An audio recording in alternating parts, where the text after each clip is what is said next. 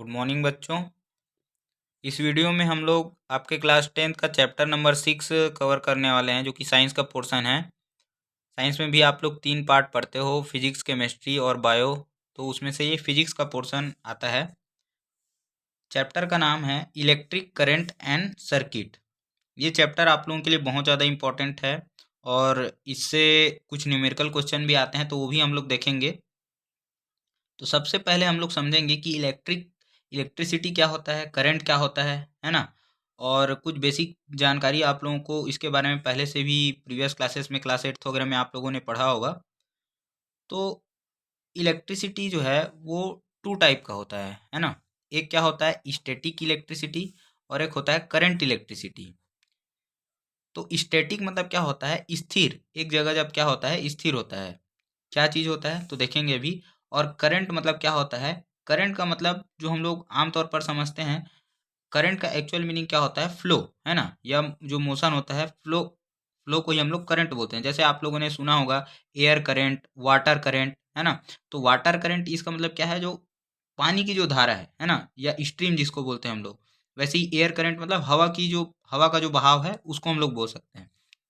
तो जो मोशन में होता है, जब चार्ज मोशन में होता है तब उसको हम लोग करंट इलेक्ट्रिसिटी बोलते हैं। और जब चार्ज क्या होता है, एक जगह पर स्टैटिक होता है, स्थिर होता है, तो हम लोग उसको क्या बोलते हैं, स्टैटिक इलेक्ट्रिसिटी बोलते हैं। अब इसके बारे में आप लोगों ने प्रीवियस क्लासेस में, क्लास 8 वगैरह में पढ़ा होगा।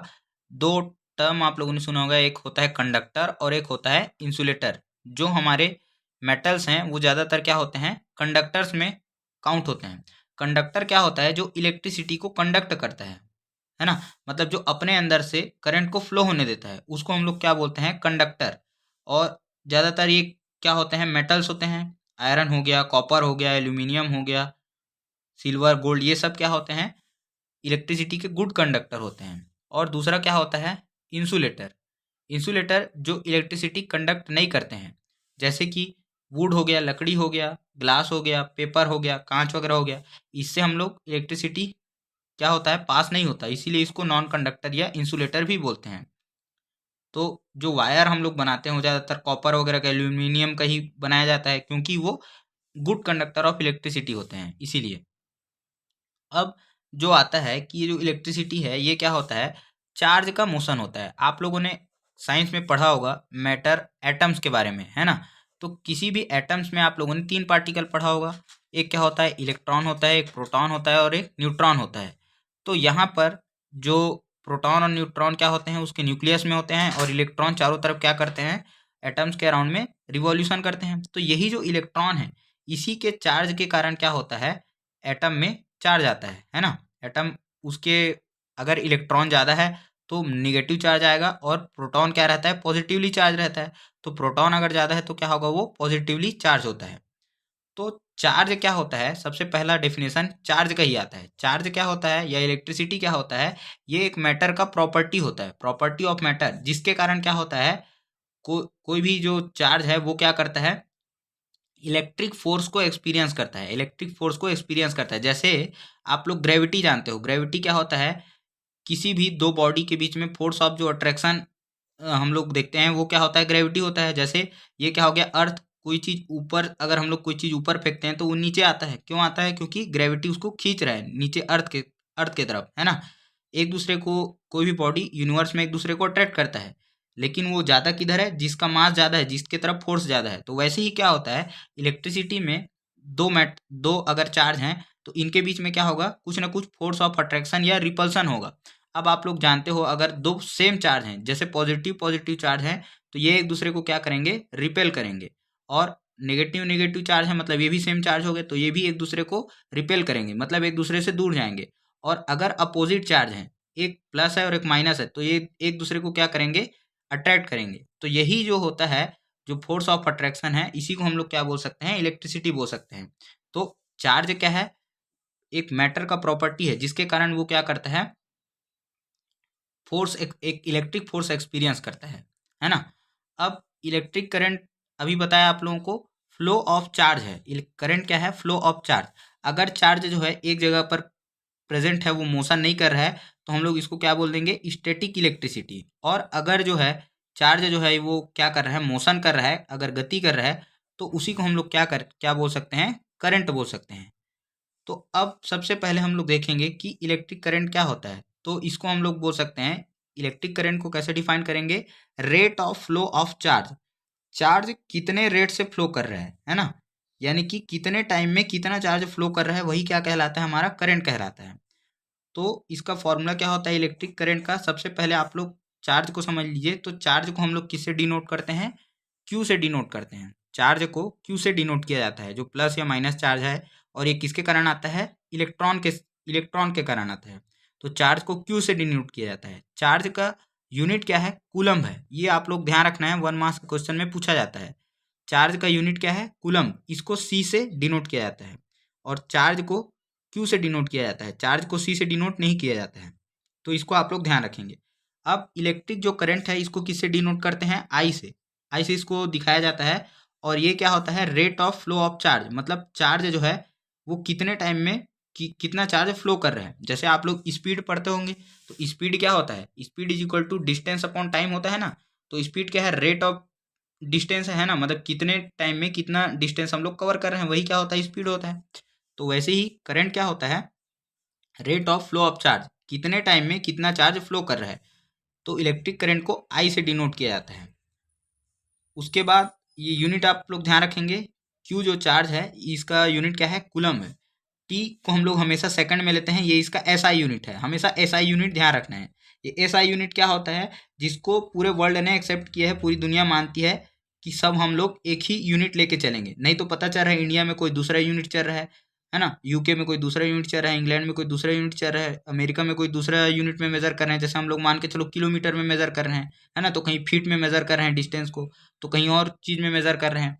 तो इसीलिए इन सब कन्फ्यूजन से बचने के लिए ये एक सिस्टम बनाया गया है, जिसको सिस्टम ऑफ इंटरनेशनल बोलते हैं। इसी को एसआई यूनिट बोला जाता है, जो सब जगह पर उसको एक्सेप्ट किया गया है, माना गया है।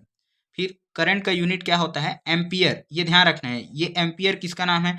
तो ऐसे बहुत सारे आप लोगों को साइंटिस्ट के नाम मिलेंगे जिनके नाम पर उनका यूनिट का नाम रख दिया गया है ना। तो एम्पियर करके एक जो साइंटिस्ट थे, उन्हीं के नाम पर करंट का जो यूनिट है वो रखा गया है। तो पूछा जाता है 1 एम्पियर करंट को डिफाइन कीजिए ऐसे करके। तो 1 एम्पियर करंट क्या होगा, 1 कूलम चार्ज अगर 1 सेकंड में फ्लो कर रहा है तो उसी को हम लोग क्या बोलेंगे, 1 एम्पियर करंट बोलेंगे। आई इज इक्वल टू अभी बताए क्यू अपॉन टी होता है। तो ये फॉर्मूला आप लोग ध्यान रखेंगे। ऐसा ही छोटा छोटा जो न्यूमेरिकल है आप लोगों से पूछ लिया जाता है, क्यू देगा, टी दे देगा, करंट पूछ लिया जाएगा। अगर करंट दे दिया, टाइम दे दिया, तो चार्ज पूछ लिया जाएगा। जैसे आप लोग एक एग्जांपल ले सकते हो कि अगर 5 एम्पियर करंट है और ये 10 सेकंड के लिए फ्लो कर रहा है, तो बताइए कितना चार्ज फ्लो करेगा। तो आप लोग सीधा फॉर्मूला लगा सकते हैं, I is equal to Q upon T. तो क्यू इज इक्वल टू क्या हो जाएगा, आई इंटू टी हो जाएगा, ये इधर जाके मल्टीप्लाई हो जाएगा, आई इंटू टी। तो आई क्या दिया था, 5 एम्पियर, 10 सेकंड के लिए फ्लो कर रहा है, तो 50 कूलम चार्ज हो जाएगा। तो ऐसे सिंपल सिंपल न्यूमेरिकल आप लोगों को दिया जाता है। फिर जो करंट है इसको मिली एम्पियर में या माइक्रो एम्पियर में भी इसको मेजर किया जाता है, इसके छोटे यूनिट्स हैं। अब जैसे क्या होता है, हम लोग वेमेंट मशीन आप लोग देखे होंगे, वेइंग मशीन है ना, जैसे जो किलो बट वगैरह हम लोग बोलते हैं, जिससे वजन को तौला जाता है। तो वैसे ही क्या होता है, करंट को भी मेजर करने के लिए कोई कुछ डिवाइस यूज करते हैं क्या, तो उसी डिवाइस का नाम क्या है, एमीटर है। तो एमीटर क्या होता है, एक सर्किट में लगाया जाता है, आगे इसको बताएंगे। जैसे ये कोई सर्किट है ना, सर्किट आप लोग जानते हो जिसमें बहुत सारे बल्ब या वोल्टेज वगैरह का पावर सप्लाई कनेक्ट होता होगा। ये पूरे चीज़ से मिलकर क्या बनता है, हमारा एक सर्किट बनता है। तो यहाँ पर क्या लगाया जाता है, एमीटर, ए से डिनोट किया जाता है। अब ये क्या होता है, करंट को मेजर करने के लिए, यानी कि इस सर्किट में कितना करंट फ्लो हो रहा है उसको मेजर किससे किया जाता है, एमीटर से। यानी कि ये वो मशीन है जिसमें पता चल जाता है रीडिंग से कि कितना इस सर्किट में करंट फ्लो कर रहा है। जैसे आप लोग देखे होंगे डिस्टेंस और स्पीड वगैरह जो बाइक में रहता है, कार में रहता है ना, दिखाता है ना उसमें कि कितना हम लोगों ने कितना स्पीड पे चल रहा है गाड़ी। तो वैसे ही ये क्या रहता है, इसका रीडिंग लेना रहता है। और इसका रेजिस्टेंस लो रहता है और इसको हमेशा सीरीज में कनेक्ट किया जाता है। अब ये सीरीज क्या है आगे बताएंगे इसको। और इसका रेजिस्टेंस लो इसीलिए रहता है, रेजिस्टेंस भी क्या है आगे देखेंगे, ताकि ज़्यादा से ज़्यादा यहाँ पर करंट फ्लो हो सके और इससे पता चल सके कि करंट कितना ज़्यादा इसमें फ्लो कर रहा है। अब हम लोग समझेंगे इसके बाद जो सबसे इम्पोर्टेंट टॉपिक आता है वो क्या है, ओम्स लॉ। इससे हमेशा हर साल क्वेश्चन पूछा जाता है आप लोगों से, और एक मोस्ट इम्पोर्टेंट टॉपिक है आप लोगों के इस चैप्टर से, है ना। तो ओम्स लॉ को समझने से पहले हमको जो है वो पोटेंशियल डिफरेंस क्या होता है इसको हम लोग समझेंगे। पोटेंशियल डिफरेंस या इसी को समटाइम्स जो कॉमन लैंग्वेज में वोल्टेज बोल दिया जाता है, लेकिन वो एक्चुअल में वोल्टेज नहीं होता है, वो क्या होता है, पोटेंशियल डिफरेंस होता है। अब देखिए, चार्ज फ्लो कब करता है या क्यों करता है। कभी आप लोग सोचे होंगे क्या कि जो इलेक्ट्रिसिटी है वो क्या है, मोशन है ना। किसका मोशन है, इलेक्ट्रॉन्स का मोशन है। अब ये करंट फ्लो कैसे होता है, बहता कैसे है। तो करंट अगर ऐसे ही कोई वायर रख देंगे तो फ्लो हो, उसमें करंट रहेगा क्या, नहीं रहेगा। लेकिन करंट फ्लो कब होना स्टार्ट होता है, जब हम लोग उसको पावर सप्लाई से जोड़ते हैं, जब किसी सेल से या किसी बैटरी से कनेक्ट करते हैं। तो मान के चलिए एक वायर है ना, और इस वायर में हम लोगों ने क्या कर दिया है, यहाँ पर एक सपोज दैट बल्ब लगा दिया। तो जब वायर है और इससे हम लोग बल्ब को कनेक्ट करेंगे तब बल्ब जलेगा, जब पावर सप्लाई देंगे तब, है ना। तो हमने मान के चलो यहाँ पर एक बैटरी लगा दिया, एक सेल लगा दिया। अब जैसे ही हम लोग बैटरी या सेल लगाते हैं तो इसी के कारण क्या होता है, पोटेंशियल डिफरेंस क्रिएट होता है। पोटेंशियल डिफरेंस कैसे क्रिएट होता है, देखिए ये यहाँ पर बैटरी का हमेशा एक पॉजिटिव एक निगेटिव टर्मिनल रहता है, आप लोग जानते हो। तो पॉजिटिव टर्मिनल का जो बैटरी है वो यहाँ पर क्या होगा, यहाँ पर पूरा पॉजिटिव चार्ज जो है वो इकट्ठा हो जाएंगे, और ये जो नेगेटिव टर्मिनल वाला जो बैटरी का नेगेटिव टर्मिनल जिस तार के जिस इंड से कनेक्टेड है वो वहाँ पर क्या होगा, नेगेटिव चार्ज डेवलप हो जाएगा। तो यहाँ पर बहुत सारे इलेक्ट्रॉन्स है, और इलेक्ट्रॉन्स क्या होते हैं, फ्री स्टेट में होते हैं, यही मोशन करते हैं, है ना। तो इलेक्ट्रॉन्स क्या है, नेगेटिवली चार्ज हैं। अब यहाँ नेगेटिव, यहाँ पर नेगेटिव चार्ज है और इलेक्ट्रॉन्स भी नेगेटिव है। तो नेगेटिव नेगेटिव एक दूसरे को क्या करेगा, रिपेल करेगा क्या। तो इलेक्ट्रॉन्स इस डायरेक्शन में फ्लो होना स्टार्ट हो जाएगा। और यहाँ पर पॉजिटिव चार्ज है, तो पॉजिटिव चार्ज नेगेटिव चार्ज को अट्रैक्ट करेगा। तो पॉजिटिव चार्ज नेगेटिव को खींच रहा है और इधर से नेगेटिव नेगेटिव को रिपेल कर रहा है। तो ऐसे ही क्या होता है, इलेक्ट्रॉन्स फ्लो होना स्टार्ट होता है। और करंट कुछ नहीं है, ये फ्लो ऑफ इलेक्ट्रॉन्स ही है। तो इलेक्ट्रॉन फ्लो होता है, उसी के कारण क्या होता है, करंट करंट उसी को हम लोग बोल देते हैं कि करंट फ्लो हो रहा है ना। तो एक्चुअल में करंट फ्लो नहीं होता है, इलेक्ट्रॉन्स का फ्लो होता है, चार्ज फ्लो करता है, जिसको हम लोग क्या बोलते हैं, करंट का फ्लो होना बोलते हैं। तो आई होप आप लोग को समझ में आ गया होगा कि करंट कैसे फ्लो करता है। तो अब ये करंट फ्लो क्यों किया, है ना, यहाँ से यहाँ क्यों गया। तो इसको आप लोग एक एग्जांपल से ऐसे समझ सकते हो, जैसे आप लोग देखे होगे कभी घर में आप लोगों के लिए मम्मी चाय बना के लाती है, चाय या गर्म पानी रहता होगा आप लोग, या गर्म दूध देखते होगे। तो अभी मान के चलो क्या हो गया, ये गर्म है, मान के चलो ये 70 डिग्री सेल्सियस में है ना, या 50 डिग्री सेल्सियस में है, ये गर्म है बहुत ज़्यादा। अब लेकिन धीरे धीरे क्या होता है, बाहर में ये रूम टेम्परेचर है, रूम टेम्परेचर मान के चलो 25 डिग्री सेल्सियस है ना। तो धीरे धीरे ये पानी चाय या दूध जो भी है वो ठंडा हो जाता है, ठंडा होता है। लेकिन कितना ठंडा होता है, क्या बर्फ बर्फ बन के जम जाता है क्या, इतना ठंडा भी तो नहीं होता है। तो ये कहाँ तक ठंडा होता है, जितना ये बाहर का टेम्परेचर है और ये अंदर का जो टेम्परेचर है, ये दोनों जब तक बराबर नहीं हो जाता तब तक ये क्या होता है, जो अंदर का हीट है वो बाहर जाते रहता है ना। ताकि दोनों के बीच बैलेंस बना रहे, इक्वल टेम्परेचर पे आने के बाद वो रुक जाता है ना। तो यही सेम चीज यहाँ पर इलेक्ट्रॉन करंट में भी होता है। जब पोटेंशियल डिफरेंस रहता है, दोनों के बीच डिफरेंस रहेगा, तभी क्या होता है, जैसे यहाँ हीट फ्लो हो रहा है वैसे ही यहाँ करंट फ्लो होगा। तो जब दोनों के बीच टेम्परेचर डिफरेंस है तो हाई टेम्परेचर से लो टेम्परेचर के बीच में क्या होगा, हीट फ्लो होगा। तो यहाँ पर 70 डिग्री सेल्सियस हो गया, कुछ देर के बाद 60 हो गया, ऐसे ऐसे करते धीरे धीरे अब मान के चलो ये भी 25 डिग्री सेल्सियस पे हो गया, जो चाय रखा था, पानी रखा था वो। अब दोनों का टेम्परेचर क्या हो गया, बाहर का यानी कि रूम का टेम्परेचर और इसका टेम्परेचर दोनों बराबर हो गया। अब क्या होगा, हीट फ्लो नहीं होगा, है ना। इसको एक और एग्जांपल से आप लोग समझ सकते हो, जैसे कोई ढलान है, एक ये सिंपल ढलान है और एक बराबर जमीन है। तो अगर हम लोग यहाँ पर बॉल रखेंगे तो यहाँ पर का हाइट ज़्यादा है और यहाँ पर का हाइट कम है, तो हाइट से जो नीचे की तरफ क्या होगा, बॉल क्या होगा, लुढ़केगा, है ना, रोल करेगा। लेकिन अगर हम लोग क्या है, अगर एकदम प्लेन जगह है तो उसमें रख देंगे तो क्या बॉल रोल करेगा क्या, नहीं रोल करेगा, क्योंकि इसमें क्या है, स्लोप है, ढलान है। तो बॉल इसमें क्या करेगा, रोल करेगा, क्योंकि इसमें ढलान है, अलग अलग है। वैसे ही सेम जगह क्या होता है, ये अपने यहाँ पर टेम पोटेंशियल का डिफरेंस रहता है। पोटेंशियल क्या होता है, अब इसमें आप लोगों को बुक में बड़ा अजीब टाइप से अलग सा अलग डेफिनेशन दिया रहता है कि कोई इलेक्ट्रिक चार्ज है ना, उसको इन्फिनिटी से ला रहे हैं एक पॉइंट पे, तो वो जो फोर्स ऑफ रिपल्सन या अट्रैक्शन फील करेगा, है ना। तो लाने में किया गया वर्क डन, ये सब क्या होता है, इलेक्ट्रिक पोटेंशियल होता है ना। तो उसको आप लोग सिंपल ऐसे लैंग्वेज में समझ सकते हो, है ना, कि क्या होता है, जो जब भी पोटेंशियल डिफरेंस रहेगा उसी के कारण क्या करेगा, करंट फ्लो करेगा। करंट फ्लो करने के लिए पोटेंशियल डिफरेंस बहुत ज़्यादा इंपॉर्टेंट है। तो पोटेंशियल डिफरेंस को हम लोग क्या बोल सकते हैं, वर्क डन अपॉन चार्ज। यानी कि बुक में, आप लोगों के बुक में क्या डेफिनेशन दिया गया है, सपोज दैट एक कोई चार्ज है यहाँ पर, अब इस चार्ज को हमको उठा के एक पॉइंट से दूसरे पॉइंट तक लाना है। तो यहाँ पर लाने में कि हमको कुछ काम करना पड़ेगा क्या, तो ये जो वर्क डन है, इस चार्ज को यहाँ से यहाँ तक उठाकर लाने के लिए जो किया गया वर्क डन है, उसी को हम लोग क्या बोलते हैं, पोटेंशियल। पोटेंशियल मतलब आप लोग सुने होंगे कि कोई लड़का है, कोई लड़की है, उसको बोलते हैं ना कि इसके अंदर बहुत पोटेंशियल है, अगर ये पढ़ेगा तो ये क्या होगा, टॉप कर सकता है, ऐसे करके। तो पोटेंशियल मतलब क्या होता है, उसका क्षमता। ठीक है। तो यहाँ अगर किसी चार्ज को हम लोग एक जगह से दूसरे जगह पर लाए हैं, तो उसमें कुछ वर्क वर्क डन करना पड़ा होगा हमको, तो वही क्या कहलाता है, उसका पोटेंशियल कहलाता है। तो पोटेंशियल का एक और आप लोगों को देखने के लिए मिलता है फॉर्मूला, वो क्या है, वर्क डन अपॉन चार्ज। तो एक चार्ज को एक पॉइंट से दूसरे पॉइंट तक उठाकर लाया गया, लाने में किया गया जो वर्क डन है, वही क्या कहलाता है, पोटेंशियल कहलाता है।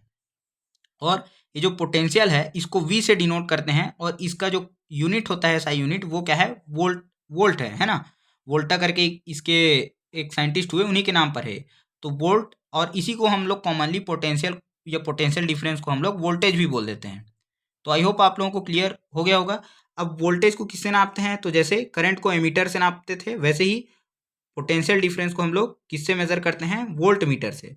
तो आप लोग ध्यान रखेंगे, इसको वोल्ट मीटर से मेजर करते हैं। अब ये ओम्स लॉ क्या बोलता है, ओम्स लॉ बहुत ज़्यादा इंपॉर्टेंट है।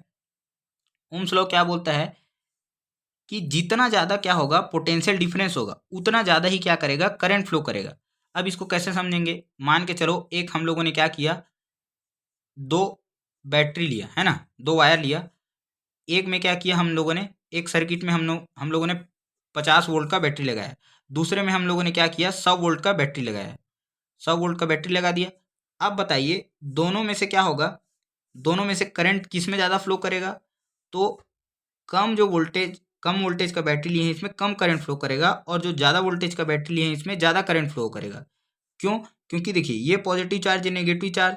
अब बताएं हैं आप लोगों को, करंट फ्लो करने के लिए क्या होगा, यहाँ पर पॉजिटिव चार्ज पॉजिटिव टर्मिनल से जो जुड़ा है यहाँ पर इकट्ठा हो जाएगा, और नेगेटिव चार्ज यहाँ पर इकट्ठा हो जाएगा। अब चार्ज क्या होगा, नेगेटिव से पॉजिटिव फ्लो कर रहा है।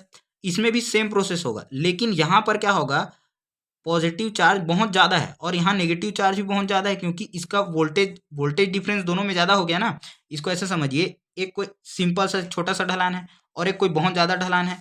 तो बॉल जो है अगर रोल करेंगे तो इसमें ज़्यादा तेज़ी से जाएगा कि ज़्यादा ढलान वाले में तेज़ी से जाएगा, इसमें ज़्यादा जाएगा ना। तो वैसे ही क्या होगा, जितना ज़्यादा वोल्टेज डिफरेंस रहेगा उतना ज़्यादा क्या होता है, करंट फ्लो करता है और जल्दी से फ्लो करेगा, क्योंकि पॉजिटिव चार्ज ज़्यादा है तो नेगेटिव चार्ज को अपने तरफ क्या करेगा, वो तेज़ी से खींचेगा। तो कम टाइम में, अभी बताया है ना, I इज इक्वल टू क्या होता है, Q/T। तो टाइम कम लग रहा है और चार्ज ज़्यादा फ्लो कर रहा है, तो करंट भी क्या होगा, ज़्यादा फ्लो करेगा। तो यही क्या कहलाता है कि जितना ज़्यादा हमारे पास वोल्टेज डिफरेंस रहेगा या पोटेंशियल डिफरेंस रहेगा, उतना ज़्यादा क्या होगा, करंट फ्लो करेगा। अब ये जो साइन है, ये डायरेक्टली प्रोपोर्शनल का है। इसका मतलब क्या होता है, डायरेक्टली प्रोपोर्शनल। इसका मीनिंग क्या हो गया, अगर इसको बढ़ाएंगे तो ये भी बढ़ेगा।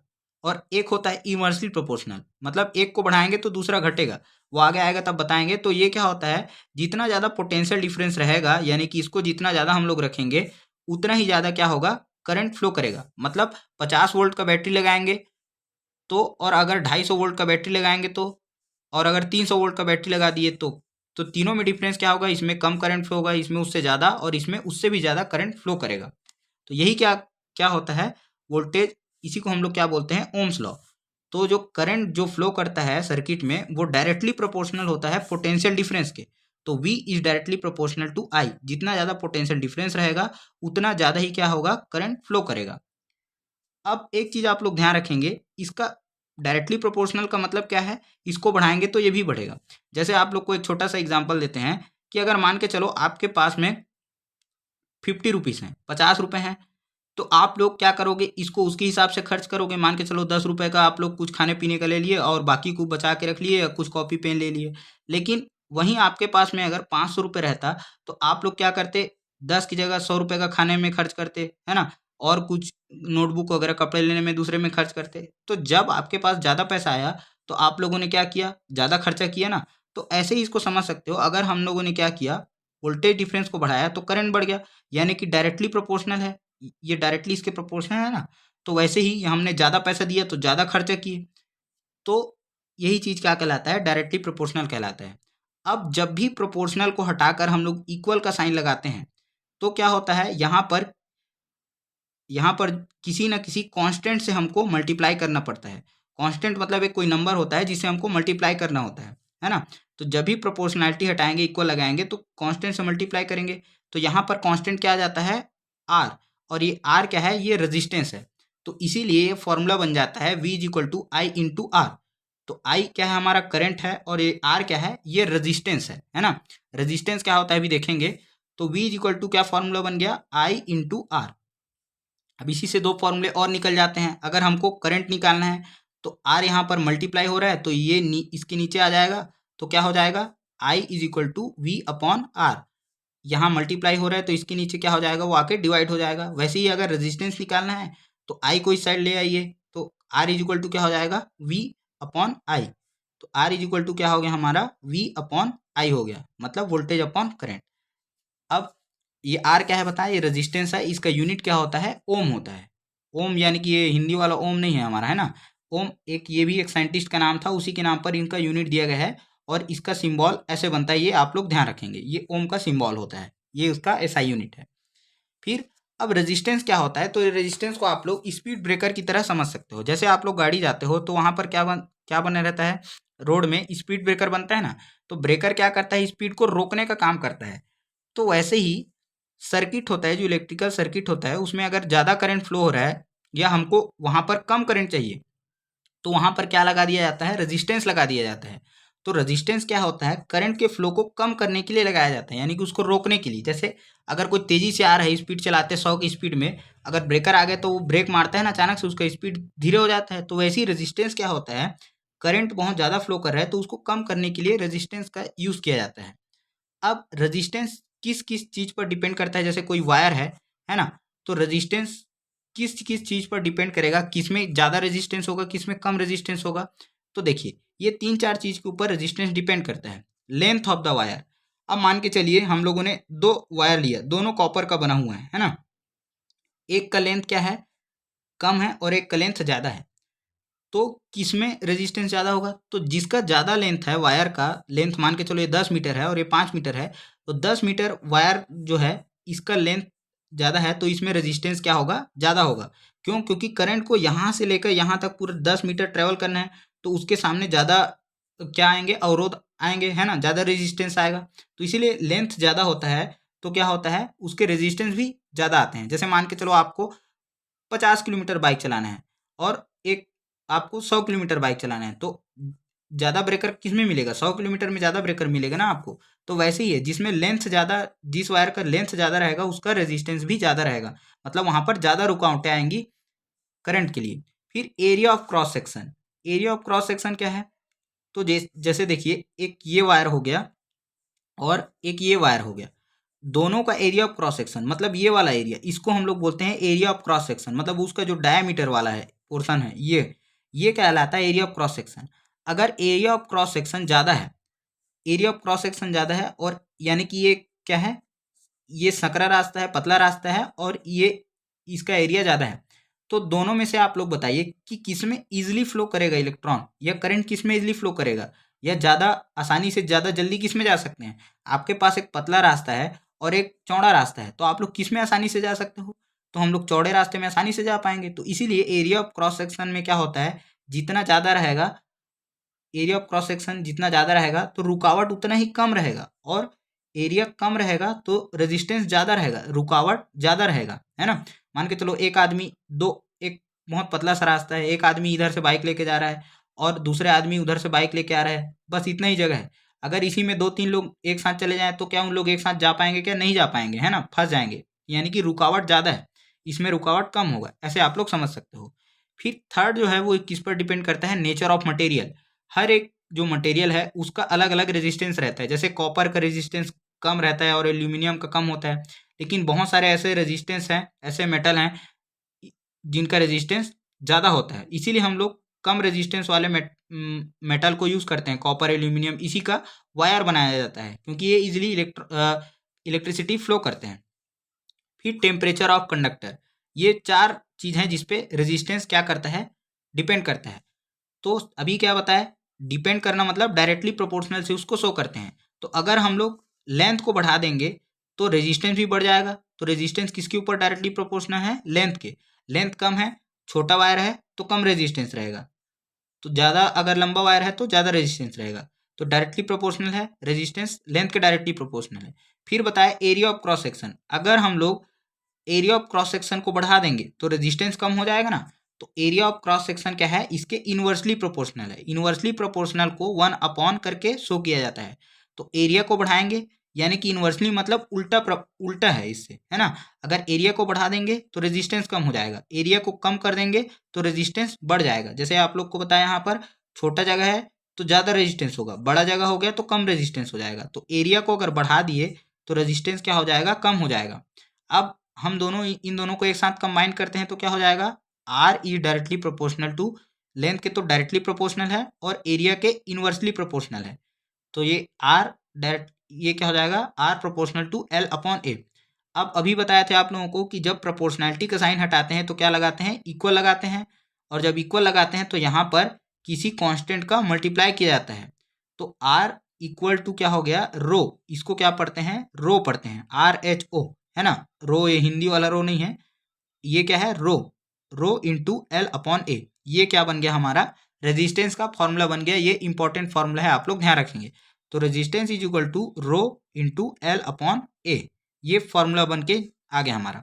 अब ये रो क्या है, तो इसको हम लोग क्या बोलते हैं, स्पेसिफिक रेजिस्टेंस बोलते हैं या रेजिस्टिविटी बोलते हैं। ये मेटल, ये किसी भी कंडक्टर का प्रॉपर्टी होता है ना। स्पेसिफिक रेजिस्टेंस क्यों बोलते हैं इसको, तो इसको देखते हैं स्पेसिफिक रेजिस्टेंस क्यों बोलते। देखिए आर इज इक्वल टू क्या हो गया, रो एल अपॉन ए। अब मान के चलिए हमने क्या किया, लेंथ को हमने 1 मीटर मान लिया, एरिया को हमने क्या कर लिया, 1 मीटर स्क्वायर मान लिया, है ना। एरिया को हम लोग हमेशा स्क्वायर में लेते हैं। तो आर इज इक्वल टू क्या हो जाएगा, रो, है ना। एक वायर लिया हमने जिसका लेंथ कितना है, एक वायर लिया हमने जिसका लेंथ 1 मीटर है और इसका एरिया कितना है, 1 मीटर स्क्वायर है। तो क्या हो जाएगा फॉर्मूला, रो एल अपॉन ए, लेंथ कितना है 1 मीटर और एरिया कितना है 1 मीटर स्क्वायर। तो 1 और 1 कट जाएगा, आर क्या आ जाएगा, रेजिस्टिविटी के इक्वल आ गया ना। तो जब हमने एक स्पेसिफिक, एक विशेष इसका वैल्यू लिया 1 मीटर और 1 मीटर स्क्वायर, तब क्या हो गया, ये रेजिस्टेंस के इक्वल हो गया। इसीलिए क्या बोला जाता है, इसको स्पेसिफिक रेजिस्टेंस बोला जाता है, या इसको और क्या बोलते हैं, रेजिस्टिविटी। ये वायर का प्रॉपर्टी होता है। अब इसका यूनिट क्या होता है तो आप लोग ध्यान रखेंगे, यूनिट क्या हो जाएगा, जैसे आर इज इक्वल टू क्या हो गया, रो एल अपॉन ए हुआ। तो आर, हमको रो का वैल्यू निकालना है तो ए इधर डिवाइड हो रहा है तो इधर जाके इंटू हो जाएगा, आर इंटू ए। एल का यहाँ पर क्या हो रहा है, मल्टीप्लाई हो रहा है, तो यहाँ आके क्या हो जाएगा, डिवाइड हो जाएगा। तो ये आ गया रो। तो रो क्या हो गया, आर ए अपॉन एल। अब आर क्या है, आर का यूनिट क्या है, ओम है। उसके बाद ए का यानी कि एरिया का क्या होता है यूनिट, मीटर स्क्वायर, और लेंथ का यूनिट क्या होता है, मीटर। तो रो क्या हो जाएगा, मीटर और 1 मीटर कैंसिल हो जाएगा, तो ओम मीटर। ये क्या होता है, रेजिस्टिविटी का यूनिट होता है। तो रेजिस्टिविटी का यूनिट क्या होता है, ओम और मीटर होता है। तो ऐसे आप लोग उसको निकाल सकते हो। अब इसके बाद जो रेजिस्टेंस है ये क्या होता है, इसको अलग अलग कॉम्बिनेशन में लगाया जाता है, यानी कि इसको लगाने का अलग अलग तरीका होता है। दो कॉम्बिनेशन आप लोगों को पढ़ना है, या 2 कॉम्बिनेशन में रेजिस्टेंस को लगाया जाता है। पहला क्या होता है, पहला को हम लोग बोलते हैं, फर्स्ट है सीरीज कॉम्बिनेशन, दूसरा होता है पैरेलल कॉम्बिनेशन। सीरीज मतलब सब एक लाइन से एक लाइन में लगे होते हैं, उसको सीरीज कॉम्बिनेशन बोलते हैं। जैसे 3 रेजिस्टेंस लगाए मान के चलो, R1 R2 और R3, तीनों एक साथ लगे हुए हैं, इसी को हम लोग क्या बोलते हैं, एक लाइन में लगे हुए, इसको हम लोग बोलते हैं सीरीज कॉम्बिनेशन। दूसरा क्या होता है, पैरेलल कॉम्बिनेशन, मतलब एक दूसरे के पैरेलल लगे हैं। मैथ्स में आप लोग पैरेलल लाइंस पढ़ते होंगे, पैरेलल लाइंस का डेफिनेशन क्या होता है, ऐसे दो लाइंस जिनके बीच डिस्टेंस क्या रहता है, सेम रहता है, हर जगह डिस्टेंस सेम रहेगा और ये एक दूसरे को कभी इंटरसेक्ट नहीं करते हैं, है ना। ये ऐसा आप लोगों ने पढ़ा होगा पैरेलल लाइंस। तो वैसे ही पैरेलल कॉम्बिनेशन में क्या हो गया, दो रेजिस्टेंस है तो ये इस टाइप से दोनों एक साथ एक लाइन में नहीं रहेंगे, है ना। ये एक दूसरे के पैरेलल में है, तो दो कॉम्बिनेशन हो गया। अब क्या होता है, जैसे सीरीज कॉम्बिनेशन में इन तीनों का इक्विवेलेंट रेजिस्टेंस निकालना है। इक्विवेलेंट रेजिस्टेंस क्या होता है, तीनों तीनों रेजिस्टेंस को मिलाकर एक रेजिस्टेंस। जैसे मान के चलो क्वेश्चन दे दिया, ये एक कोई सर्किट हो गया, इसमें मान के चलो ये 5 ओम हो गया, ये 7 ओम हो गया और ये मान के चलिए 6 ओम हो गया, है ना। और वोल्टेज दे दिया है आप लोगों को, ये इसमें मान के चलिए करंट निकालना है आप लोगों को, है ना। तो V इज इक्वल टू क्या होता है, आप लोगों ने पढ़ा है I इंटू आर, है ना। अब वोल्टेज दे दिया, मान के चलो 30 वोल्ट दे दिया है। अब इसमें क्या बोला है, आप लोगों को करंट निकालने बोला है, तो क्या करेंगे, तो अब यहाँ जो रेजिस्टेंस का वैल्यू लेंगे, इसमें से कौन सा वैल्यू लेंगे, 5 ओम लेंगे, 7 ओम लेंगे कि 6 ओम लेंगे। तो इसीलिए क्या होता है, रेजिस्टेंस इसमें हमको आर इक्विवेलेंट निकालना पड़ता है। आर इक्विवेलेंट मतलब कि इन तीनों को मिलाकर एक रेजिस्टेंस बनाना पड़ेगा, इसी को हम लोग बोलते हैं आर इक्विवेलेंट। तो जब सीरीज कॉम्बिनेशन में आर इक्विवेलेंट निकाला जाता है तो तीनों को सम कर दिया जाता है, R1, R2 और R3। इसका मतलब क्या हो गया, आर इक्विवेलेंट हमारा क्या निकल कर आ जाएगा, इसमें सीरीज कॉम्बिनेशन में 5 + 7 + 6 इज इक्वल टू कितना हो गया, 7 7 5 12 और 6 18 ओम हो गया। अब V इज इक्वल टू क्या होता है, IR। तो वोल्टेज कितना दिया है, 30 वोल्ट, और I कितना है, I हमको निकालना है, रेजिस्टेंस कितना हो गया, 18।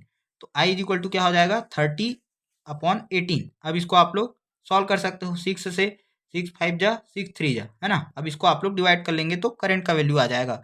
करंट का यूनिट ध्यान रखेंगे एम्पियर। V का क्या हो जाएगा, पोटेंशियल डिफरेंस का वोल्टेज। R का क्या हो जाएगा, ओम, रेजिस्टेंस का ओम। तो ये सब यूनिट आप लोग ध्यान रखना है। तो आई होप आप लोगों को सीरीज कॉम्बिनेशन समझ में आ गया होगा। तो ये आर इक्विवेलेंट आप लोग ध्यान रखना है। ये कैसे आया, तो ये कैसे आता है, देखिए ये यहीं से आता है। V इज इक्वल टू क्या होता है, IR। अब जो सीरीज कॉम्बिनेशन होता है इसमें करंट सेम रहता है, क्योंकि करंट यही करंट यहाँ से आ रहा है, यहाँ से आ रहा है, यहाँ से आ रहा है।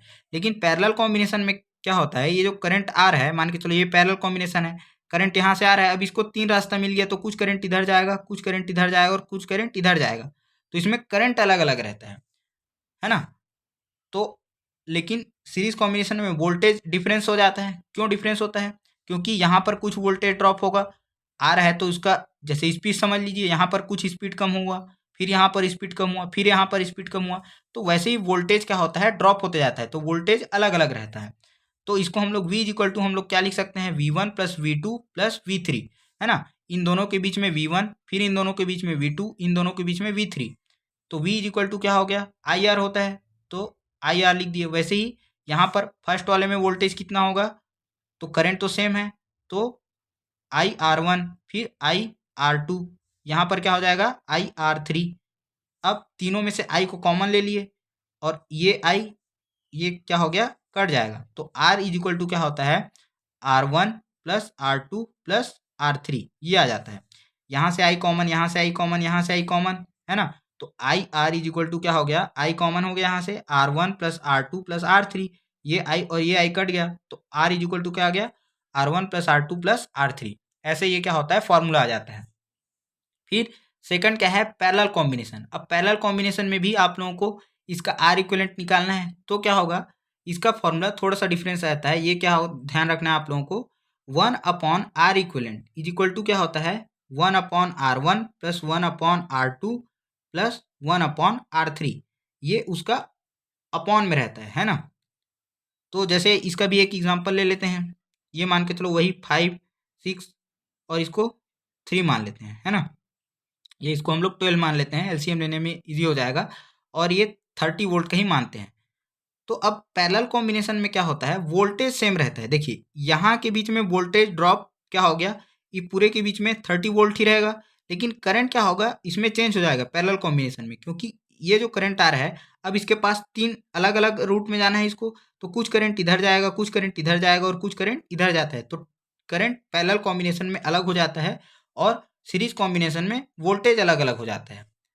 तो ये क्या हो गया, अब मान के चलो हमको क्या करना है, V इज इक्वल टू क्या होता है, आई आर होता है ना। तो I इज इक्वल टू क्या हो जाएगा, V अपॉन आर हो जाएगा।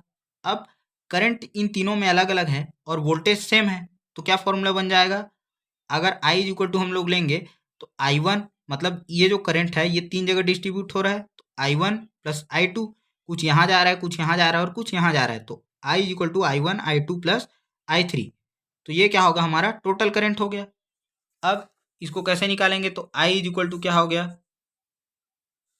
V इज इक्वल टू क्या होता है, आई आर होता है, तो I क्या हो जाएगा, V अपॉन आर हो जाएगा। तो I इज इक्वल टू क्या हो गया, I1 plus I2 plus I3। इसके बाद में I क्या होता है, V अपॉन आर होता है। I1 क्या हो जाएगा, V अपॉन R1। उसके बाद I2 क्या हो जाएगा, V अपॉन R2। और I3 क्या हो जाएगा, V अपॉन R3। अब V सब जगह सेम है तो काट सकते हैं हम लोग इसको, तो I R is equal to क्या हो जाएगा, R1 plus R2 plus R3। तो ये क्या होता है, पैरेलल कॉम्बिनेशन का आप लोगों का फॉर्मूला है, ये आप लोग ध्यान रखेंगे। अब क्वेश्चन जैसे इसमें दे दिया है, एक एग्जांपल के लिए देख लेते हैं। ये सीरीज कॉम्बिनेशन में है, एक लाइन में है, तो 10 ओम और ये 20 ओम, वोल्ट दिया है 15 वोल्ट। अब इसमें क्या करना है, आपको करंट फाइंड आउट करना है। तो सबसे पहले आर इक्विवेलेंट निकालेंगे। सीरीज कॉम्बिनेशन में क्या होता है, R1 प्लस R2, तो ये कितना हो जाएगा, 10 प्लस 20 इज इक्वल टू 30 ओम। अब इसके बाद में V इज इक्वल टू क्या होता है, I इंटू आर। आई क्या हो जाएगा हमारा, V अपॉन आर। वोल्टेज कितना है 50 और रेजिस्टेंस कितना आ गया 30, तो कितना हो गया 1/2, मतलब करंट कितना आ जाएगा 0.5 एम्पियर। तो ऐसे आप लोगों को क्वेश्चन सॉल्व करने हैं, छोटे छोटे न्यूमेरिकल आते हैं, इजी रहता है, आप लोग इजीली कर सकते हो। उसके बाद एक पैरेलल कॉम्बिनेशन का हम लोग देख सकते हैं। करंट 10 एम्पियर दिया गया है, वोल्टेज इसमें हमको फाइंड आउट करना है।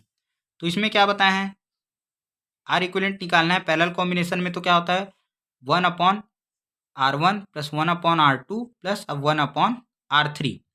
क्या हो जाएगा, 1/R equivalent is equal to 1/R1 कितना है 10, फिर 1/R ये R2 कितना हो जाएगा 20 और 1/R3 कितना हो जाएगा 30।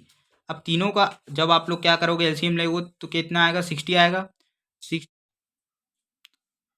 तो तीनों का हम लोग जब एलसीएम लेंगे तो क्या आएगा, यहाँ पर 60 आ जाएगा।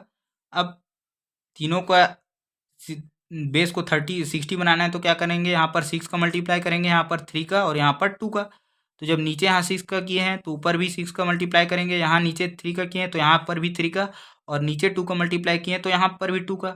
तो ऊपर में क्या आ जाएगा, 6 1 जा 6 प्लस 3 1 जा 3 और ये क्या हो जाएगा 2। तो कितना आ जाएगा, 1/R equivalent is equal to 3 6 9 और 2 11/60। तो अब ध्यान रखिएगा, ये हमारा आंसर नहीं आया अभी। तो आर इक्विवेलेंट क्या हो जाएगा, 1/R इक्विवेलेंट है ना, तो ये कितना है 11/60। अब 11 इधर चला जाएगा और आर इक्विवेलेंट इधर चला जाएगा, तो क्या हो जाएगा 1 इंटू 60 और ये क्या हो जाएगा 11 इंटू आर इक्विवेलेंट। तो अब क्या हो जाएगा, ये 60 हो गया और ये 11 इधर मल्टीप्लाई है तो यहाँ पर क्या हो जाएगा, डिवाइड आ जाएगा। तो R equivalent is equal to कितना आ गया 60/11। अब हमको इसमें क्या निकालना था, वोल्टेज निकालना था। तो वोल्टेज क्या होता है, I इंटू आर। तो ये क्या हो जाएगा, करंट कितना है हमारे पास 10 एम्पियर है, तो 10 ले लेंगे, इसको मान के चलो 22 ले लेते हैं, 22 एम्पियर ले लिए करंट को। रेजिस्टेंस क्या आ गया हमारा 60/11। तो अब 11 से 2 टाइम्स में कट जाएगा, तो वोल्टेज कितना आ गया 260 जा 120 वोल्ट। तो वोल्टेज कितना आ जाएगा हमारा 120 वोल्ट आ जाएगा। तो ऐसे आप लोग को न्यूमेरिकल सॉल्व करना है। अगर आप लोग न्यूमेरिकल सॉल्व कीजिएगा, कोई दिक्कत आता है तो आप लोग कमेंट करके बता सकते हो। फिर एक जो लास्ट टॉपिक आता है वो क्या आता है आप लोगों का, सेकेंड लास्ट टॉपिक है। इसके बाद हम लोग देखते हैं, यहाँ पर आप लोगों का जो चैप्टर है वो कंप्लीट हो जाएगा एक टॉपिक के बाद में। और कुछ दिक्कत आता है आप तो आप लोग कमेंट करके बता सकते हो। बहुत सारे स्टूडेंट्स को इस चैप्टर में क्या होता है, क्वेश्चन समझ नहीं आते हैं या न्यूमेरिकल समझ नहीं आते हैं, कॉन्सेप्ट ही क्लियर नहीं रहता है। इसीलिए कॉन्सेप्ट जब भी आप लोग पढ़ते हो तो कॉन्सेप्ट क्लियर रखना है, तब जाके आप लोगों को न्यूमेरिकल्स ईजिली सॉल्व हो जाएंगे। हीटिंग इफेक्ट या thermal effect of electric current. जो इलेक्ट्रिक करंट है आप लोग देखते होंगे, उससे क्या होता है हीट भी निकलता है। जैसे उसी का यूज़ किया करके हम लोग क्या करते हैं, बहुत सारे इक्विपमेंट्स बनाए जाते हैं। जैसे गीज़र हो गया पानी गर्म करने का, आप लोगों ने देखा होगा। हीटर हो गया, हीटर में क्या होता है, ऐसा कॉइल रहता है ना, तो इलेक्ट्रिसिटी हम लोग जब चालू करते हैं तो वो क्या हो रहा है, हीट निकल रहा है। इसी को हम लोग बोलते हैं हीटिंग इफेक्ट या thermal effect of electric current. या जो टोस्टर होता है या जो प्रेस होता है, ये तो सबके घर में कॉमन है, आप लोगों ने देखा होगा। प्रेस, जिससे हिंदी में उसको क्या बोलते हैं, इस्त्री बोलते हैं, है ना, जिससे क्या किया जाता है, कपड़ों को प्रेस किया जाता है। तो जिससे हम लोग प्रेस करते हैं उसमें भी क्या होता है, इलेक्ट्रिसिटी से लगे रहता है, और कपड़ों को इससे क्या किया जाता है, प्रेस किया जाता है। तो ये क्या होता है, हीटिंग इफेक्ट है ना, इलेक्ट्रिसिटी हम लोग दे रहे हैं। तो जो हीट है इसमें, अगर मान के चलो कोई सर्किट है, इसमें क्या होता है, या आप लोग देखे होंगे कि बल्ब भी जब ज़्यादा समय तक जलते रहता है तो वो क्या होता है, हीट हो जाता है। कभी आप लोग बल्ब जब जलते रहता है तो उसको छू के देखिएगा, मतलब ऐसे नहीं छू देना है ना, उसको पहले बंद कर लेना है, उसके बाद में छू के देखना। तो क्या होगा, बल्ब क्या रहता है, गर्म रहता है। क्यों? क्योंकि वो हीट हुए जा रहता है। तो क्या होता है, पता चला ऐसे ही छू दिए, बोल देंगे सर बोले थे करंट मार दिए, तो फिर उसके लिए हम जिम्मेदार नहीं है भाई, ठीक है। तो जोक्स अपार्ट, अब देखिए हीट जो है वो क्या होता है, किसकी किसके ऊपर डिपेंड करता है। तो सबसे पहले हीट डिपेंड करता है, डिपेंड मतलब आप लोग को बताया है डायरेक्टली प्रोपोर्शनल। तो हीट जो है करंट के ऊपर डिपेंड करता है, करंट के वो भी स्क्वायर के ऊपर, है ना। जितना ज़्यादा करंट फ्लो करेगा उतना ज़्यादा क्या होगा, हीट जनरेट होगा। तो पहला तो करंट के ऊपर जनरेट करता है। दूसरा क्या होता है, रेजिस्टेंस के ऊपर भी डायरेक्टली प्रोपोर्शनल रहता है। जितना ज़्यादा रेजिस्टेंस आएगा यानी कि हीट उतना ही ज़्यादा डिपेंड होगा। जैसे आप लोग क्या होता है, इसको ऐसे समझ सकते हो, जैसे ब्रेकर हो गया या फ्रिक्शन, फ्रिक्शन से इसको समझ सकते हो। जब आप लोग किसी चीज़ को रब करते हो या फ्रिक्शन होता है तो उसमें हीट जनरेट होता है ना। तो जब जब भी कोई चीज़ का क्या होगा, अवरोध होगा, तो वहाँ पर हीट जनरेट होगा। तो वैसे ही यहाँ पर करंट फ्लो कर रहा है, उसको रोकने वाला रेजिस्टेंस जितना ज़्यादा है तो उतना ज़्यादा वहाँ पर क्या होगा, हीट फ्लो करेगा। या जैसे आप लोग क्या हो, बाइसिकल चलाए होगे, अब रास्ते में ब्रेकर आ गया तो वहाँ पर क्या होता है, चक्का घिसाता है ना, तो वहाँ से भी हीट जनरेट होता है। तो वैसे ही क्या हो गया, इसको आप लोग समझ सकते हो। तो रेजिस्टेंस जितना ज़्यादा आएगा उतना ही ज़्यादा हीट जनरेट होगा। यानी कि ये ज़्यादा तो ये भी ज़्यादा, अगर रेजिस्टेंस ज़्यादा रहेगा तो हीट भी ज़्यादा डेवलप होगा। और जितने टाइम के लिए होगा, ठीक है, टाइम है, जितने टाइम के लिए होगा उतना ही ज़्यादा हीट जनरेट होगा। तो ये तीनों चीज़ के ऊपर क्या होता है, हीट डिपेंड करता है कि किसी भी चीज़ में इलेक्ट्रिक सर्किट में कितना ज़्यादा हीट डेवलप होगा। तो एच इज इक्वल टू, अगर तीनों को हम लोग कंबाइन कर दें तो तीनों के डायरेक्टली प्रोपोर्शनल है। तो H is equal to I square R T, ये हमारा क्या बन जाता है, फॉर्मूला। अब जब प्रोपोर्शनैलिटी हटाते हैं तो इस यहाँ पर हम लोग कांस्टेंट का मल्टीप्लाई करते हैं। तो H H is equal to क्या आ गया, आई स्क्वायर आर टी। अब आप लोग बोलोगे सर यहाँ तो कोई मल्टीप्लाई नहीं किए, जैसे पहले रेजिस्टेंस के लिए हम लोग रो का मल्टीप्लाई करते थे, या ओम्स लॉ में V is directly proportional to I था, तो वी इज इक्वल टू हमने आई आर बनाया, आर का मल्टीप्लाई किया। तो यहाँ पर जो कांस्टेंट आता है उसका वैल्यू 1 रहता है, इसीलिए यहाँ पर हम लोग कोई मल्टीप्लाई नहीं दिखाते हैं। अब हीट क्या है, एक प्रकार का एनर्जी है, तो इसका यूनिट क्या होता है, जूल होता है ना। तो आप लोग ध्यान रखेंगे जे से इसको डिनोट किया जाता है। तो ये था heating effect of electric current. अब जो लास्ट टॉपिक आप लोग का बच गया वो क्या है, पावर, इलेक्ट्रिक पावर, है ना। आप लोगों ने बाहुबली वाला पावर सुना होगा, लेकिन ये पावर क्या है, इलेक्ट्रिसिटी से डिपेंडेंट है। इलेक्ट्रिक पावर क्या होता है, जो इलेक्ट्रिकल एनर्जी है उसको दूसरे एनर्जी में कन्वर्ट करना, है ना। यही क्या कहलाता है, उसको दूसरे एनर्जी के फॉर्म में कन्वर्ट करना। जितना जल्दी कन्वर्ट हो रहा है उसका मतलब उसका इलेक्ट्रिक पावर ज़्यादा है। तो इसी को क्या बोलते हैं, the rate of conversion of electric energy into other form of energy. अब ये समझ में नहीं आया होगा तो इसको ऐसे समझिए, जैसे आप लोगों का क्या रहता है, इलेक्ट्रिसिटी रहता है। अब इससे हम लोगों ने क्या किया, पंखा चलाया, है ना। पंखा चलाया तो क्या हो गया, ये मैकेनिकल एनर्जी जनरेट करता है। इलेक्ट्रिकल एनर्जी, यहाँ पर जो स्विच था उसको हमने बिजली दिया, इलेक्ट्रिसिटी दिया। अब जो पंखा घूम रहा है ये क्या है, मैकेनिकल एनर्जी है। तो ये किस रेट से क्या हो रहा है, कितना जल्दी क्या कर रहा है, इलेक्ट्रिकल एनर्जी को मैकेनिकल एनर्जी में चेंज कर रहा है, यही क्या होता है, इसका पावर होता है ना। आप लोग वैसे ही बल्ब देखे होगे, तो बल्ब को हमने क्या किया, इलेक्ट्रिकल एनर्जी दिया, और बल्ब क्या किया, उसको लाइट एनर्जी में उसको कन्वर्ट किया, लाइट और हीट एनर्जी में। वैसे ही हमने क्या किया, कूलर और प्रेस या जो भी चीज़ क्या किया उसको जलाया, तो इलेक्ट्रिकल एनर्जी से ही किस में कन्वर्ट हुआ, तो ये हीट एनर्जी में कन्वर्ट हुआ, हीट निकला कि नहीं निकला प्रेस से। तो इसी जो इलेक्ट्रिकल एनर्जी था उसको अलग अलग फॉर्म ऑफ एनर्जी में कन्वर्ट करना। अब वो जितना जल्दी कन्वर्ट कर रहा है इसका मतलब उसका पावर ज़्यादा है। तो आप लोग देखते होंगे बल्ब अलग अलग वाट का आता है, कोई जीरो जीरो लाइट आता है, वैसे ही जो मोटर रहता है वो अलग अलग वाट का आता है। तो वाट क्या है? ये इलेक्ट्रिक पावर का यूनिट है, वाट, है ना। कई लोग बोलते हैं ना तेरा वाट लगा देंगे, तो वाट क्या है? वो वाला कुछ नहीं है। ये वाट मतलब क्या है? इलेक्ट्रिक पावर है, ठीक है ना। अब इसका फॉर्मूला क्या होता है पावर का? तो ये वोल्टेज या पोटेंशियल डिफरेंस इंटू करंट होता है। तो ये फॉर्मूला आप लोग ध्यान रखेंगे, P इज इक्वल टू क्या होता है? V इंटू आई होता है। तो ये फॉर्मूला से भी क्वेश्चन आता है। अब इसी से 3-4 फॉर्मूला और निकल कर आ जाता है। तो यहाँ से हम लोग क्या निकाल सकते हैं? V इज इक्वल टू क्या होगा? पावर अपॉन इसके नीचे में क्या किया? आई आ गया, है ना। फिर अगर हम लोगों को V इज इक्वल टू, आप लोगों ने आई आर पढ़ा है ना, V is equal to I R Ohm's law से, इंटू ये आई हो गया। तो P इज इक्वल टू क्या हो जाएगा? आई इंटू आई स्क्वायर हो गया, और इंटू आर।